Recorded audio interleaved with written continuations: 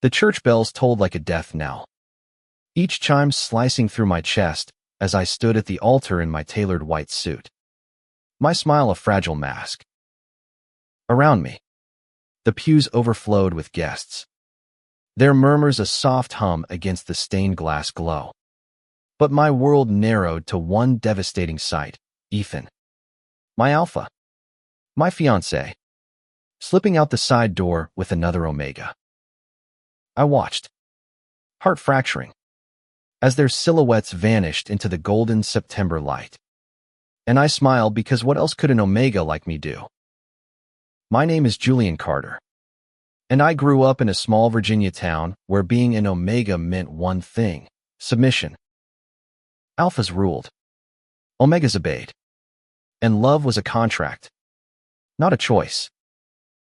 But Ethan Brooks was different, or so I thought.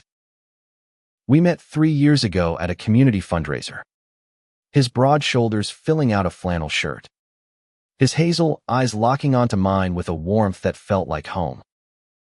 He was the mayor's son, a golden boy with a rebel streak, and I was the scholarship kid who painted murals to escape the weight of expectations.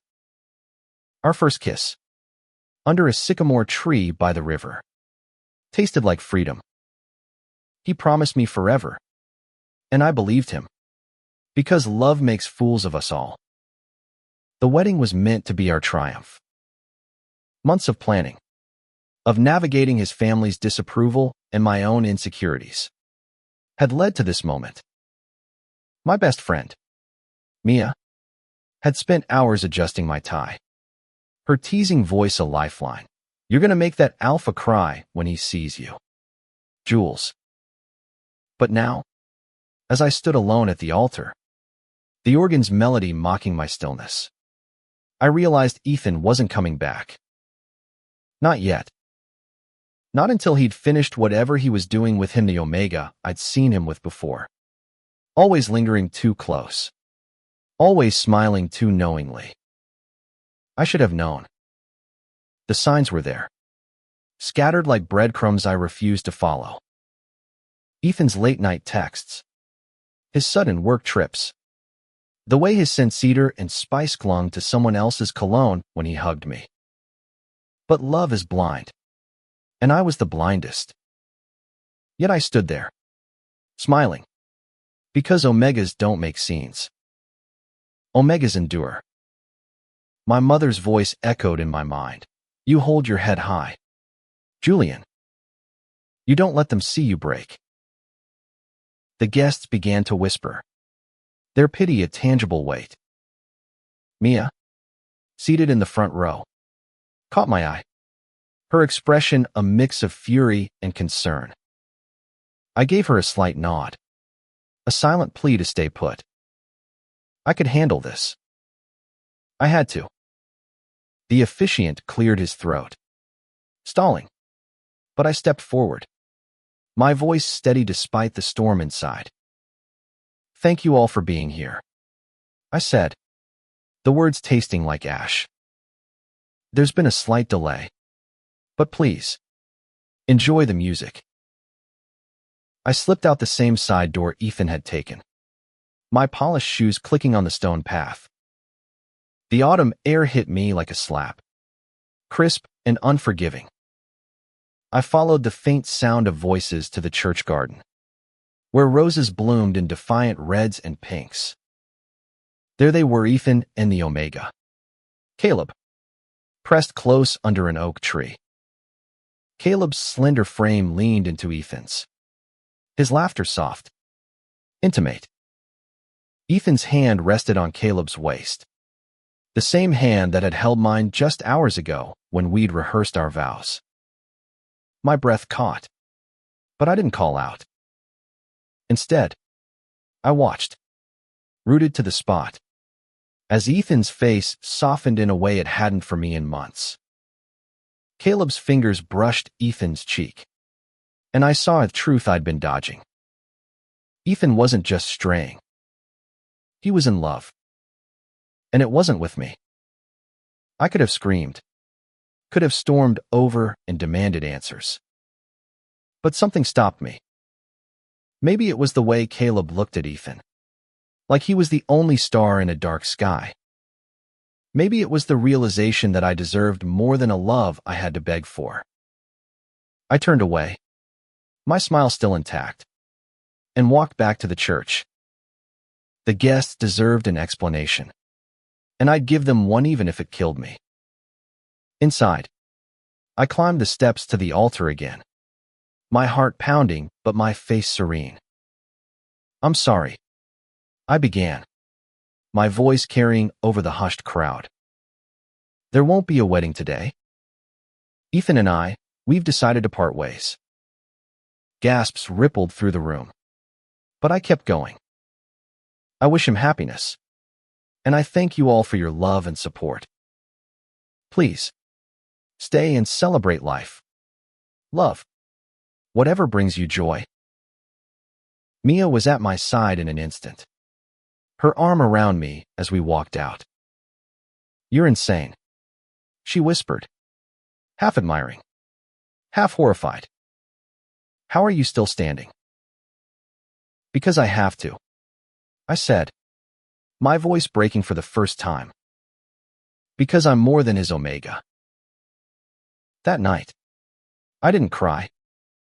I sat on my apartment's balcony, the Virginia sky ablaze with stars, and painted.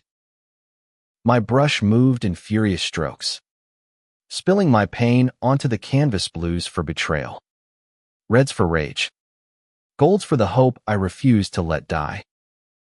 Ethan had chosen someone else, but I would choose myself. The next morning, Richmond felt different. The city's familiar humbuses rattling, coffee shops buzzing seemed distant, like I was moving through a dream. I'd spent the night painting until my hands cramped, the canvas now a chaotic swirl of emotions I couldn't name. Mia had stayed over, her presence a quiet anchor, but even she couldn't fill the void Ethan left behind. I avoided my phone, knowing it would be flooded with messages, some kind, some cruel, all prying. But by noon, curiosity won. I scrolled through the notifications, each one a reminder of yesterday's humiliation. Then I saw it, a text from Ethan. "Jules, we need to talk. I'm sorry. Please." My thumb hovered over the reply button, but I deleted the message instead. Sorry didn't erase the image of him with Caleb, didn't undo the months of lies. I needed air, space, something to drown out the noise in my head. I grabbed my sketchbook and headed to Belle Isle, a rocky island in the James River where I'd always found solace. The water roared over the rapids, wild and untamed, mirroring the chaos in my chest. I sat on a boulder, sketching the jagged skyline, when a voice broke my focus. "Nice lines. You've got a real eye for movement." I looked up to see a man standing a few feet away, his hands in his pockets, a camera slung around his neck. He was an alpha's scent, like rain and leather. Gave it away, but his posture was relaxed, unassuming. Dark curls fell into his eyes, and his smile was warm, not predatory. "Thanks," I said cautiously, my omega instincts on edge. Alphas didn't just strike up conversations without an agenda. "I'm Lucas," he said, sitting on a nearby rock without crowding me. "I'm a photographer. Been trying to capture this river for weeks, but it's stubborn. You're making it look easy." I laughed, surprising myself. "It's not easy. It's just what I do when I don't know what else to do." He tilted his head, studying me. "Rough day?" "Rough life," I said, the words slipping out before I could stop them. I braced for pity, but Lucas just nodded, like he understood. "Mind if I sit here and fail at photography while you conquer that sketch?" he asked, his tone light but sincere. I shrugged, and we sat in companionable silence, the river's roar filling the space between us. For the first time in days, I felt like I could breathe. Over the next week, Lucas became a constant. He'd show up at Belle Isle with his camera, offering quiet commentary on the light or the way the trees framed the water. He never pushed, never asked about the ring I no longer wore. But he listened when I talked about art, about the pressure of being an omega in a world that saw me as less. He shared his own stories, about growing up in a strict alpha family in North Carolina, about choosing photography over a respectable career. He was different, not because he rejected alpha norms, but because he didn't let them define him. One evening, as the sun dipped low, painting the river gold, Lucas handed me his camera. "Take a shot," he said. "See the world through my lens."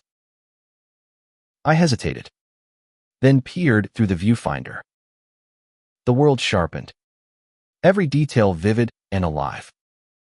I snapped a photo of the rapids, the water catching the light like scattered diamonds. When I handed the camera back, our fingers brushed, and a spark shot through men at the overwhelming pull of an alpha's scent. But something softer, deeper. "You're good at this," Lucas said, his voice low, "at seeing beauty where others don't." I met his gaze, my heart stuttering. "You don't even know me." "I'd like to," he said simply, and for the first time since Ethan, I wanted to let someone try. But Ethan wasn't done with me. He showed up at my apartment that night, his face haggard, his scent heavy with regret. "Jules, I messed up," he said, stepping closer. "Caleb was a mistake. You're the one I love." I wanted to believe him. God, I wanted to.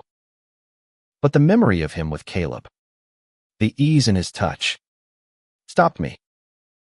"You don't love me, Ethan," I said, my voice steady.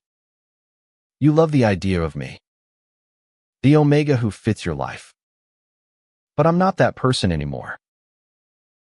He reached for me, but I stepped back. "Go be happy, Ethan. Just not with me." As he left, I felt lighter, like I'd shed a weight I'd carried too long. I didn't need Ethan's love to be whole. I needed my own. Months passed, and Richmond became my canvas again. I painted murals across the city, vibrant, defiant images of freedom, of love that didn't bow to rules. My art caught attention, landing me a gallery show, my first real break. Lucas was there every step, his camera capturing my work, his presence grounding me.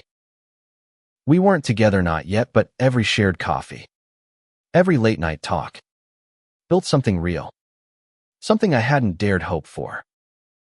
The gallery opening was a blur of faces and compliments, my paintings lining the walls like pieces of my soul. Lucas stood by me, his pride palpable, but he gave me space to shine. As I mingled, I saw Ethan in the crowd, alone, his eyes fixed on a painting of two figures under a sycamore tree, their hands almost touching. It was us, or what we could have been. He approached, his voice soft. "You're incredible, Jules." I always knew it. I nodded, no anger left. "Thanks for coming, Ethan." He lingered, then said, "I'm sorry for everything. I hope you're happy." "I am," I said, and I meant it. Not because of Lucas, though he was part of it, but because I'd found myself. I'd learned to love without losing myself, to stand tall as an omega in a world that tried to make me small. As Ethan left, Lucas slipped his hand into mine, his touch warm and steady. "You okay?" he asked. "Better than okay," I said, squeezing his hand. We stepped outside. The night air cool. The city lights a constellation of possibilities. I thought of that moment at the altar, smiling through the pain, and realized I wasn't that omega anymore. I was Julian artist, dreamer, survivor. And I was enough. The stars above us glittered, and I painted them in my mind. A new mural taking shape, one of hope, of love that didn't demand perfection, of a life I'd chosen for myself. Lucas's shoulder brushed mine, and I smiled, not because I had to, but because I wanted to. The world was wide, and I was ready to claim my place in it.